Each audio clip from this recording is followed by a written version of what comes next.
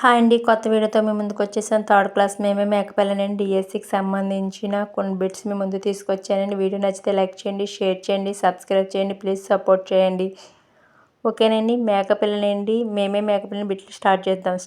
మేకపిల్లనండి బిట్లు స్టార్ట్ చేద్దామా? రండి బిట్లలోకి వెళ్ళిపోదాం అండి. మీ నుంచి కొన్ని బిట్స్ మీ ముందు తీసుకొచ్చాను. ఓకే, స్టార్ట్ చేద్దామా? మేమే అన్నది ఒక డాష్. 1 గొర్రెపిల్ల, 2 పిల్లి, 3 మేకపిల్ల, 4 పులిపిల్ల. ఆన్సర్ 3 మేకపిల్ల. నెక్స్ట్ రెండో క్వశ్చన్.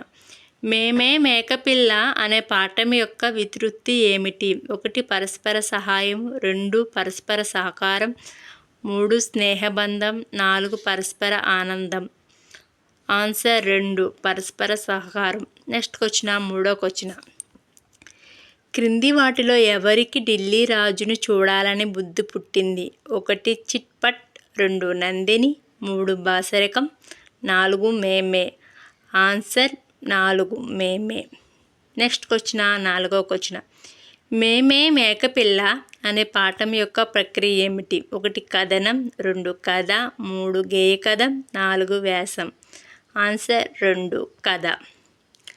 నెక్స్ట్ ఐదో క్వశ్చన్. తెలుగు తోట అనే గేయాన్ని రచించిన గేయ కవి ఎవరు? 1 కందుకూరి వీరేశలింగం, 2 కందుకూరి రాంభద్రరావు, 3 కందుకూరి రామ్మోహన్ రావు, 4 కందుకూరి రామలింగరావు.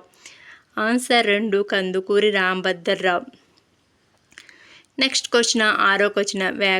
వ్యాఖ్యలోని నామవాచకాలకు బదులుగా వాడే పదాలను ఏమంటారు? 1 నామవాచకం, 2 అవ్యయం, 3 విశేషం, 4 సర్వనామం. ఆన్సర్ 4 సర్వనామం. నెక్స్ట్ ఏడో క్వశ్చన్. శ్రీను తెలివైన బాలుడు, అతను 5వ తరగతి చదువుతున్నాడు అనే వాక్యంలో సర్వనామాన్ని గుర్తించండి. 1 శ్రీను, 2 తెలివైన, 3 బాలుడు, 4 అతనుని. ఆన్సర్ 4 అతనుని. నెక్స్ట్ ఎనిమిదో క్వశ్చన్. మేమే మేకపిల్ల అనే పాఠ్యభాగాన్ని రచించింది ఎవరు? K Ramabhadrarao, S Shakuntala, BV Narasimharao, 4 R Shakuntala. Answer 4 R Shakuntala. Next తొమ్మిదో క్వశ్చన్. ఢిల్లీ వెళ్దాం రాజ్యాన్ని చూద్దాం అని పాడుకుంటూ పరిగెత్తి సాగింది ఎవరు? 1 అమ్మ మేక, 2 వంటవాడు, 3 మేమే, 4 ఏరు. ఆన్సర్ 3 మేమే. నెక్స్ట్ పదో క్వశ్చన్. ఢిల్లీ రాజును చూడడానికి వెళ్తున్నా మేమే అనే మేకపిల్లని మొదటి ఎదురైంది ఎవరు? 1 గాలి, 2 ఏరు, 3 నిప్పు, 4 వంటవాడు. ఆన్సర్ 2 వేరు. నెక్స్ట్ 11వ క్వశ్చన్.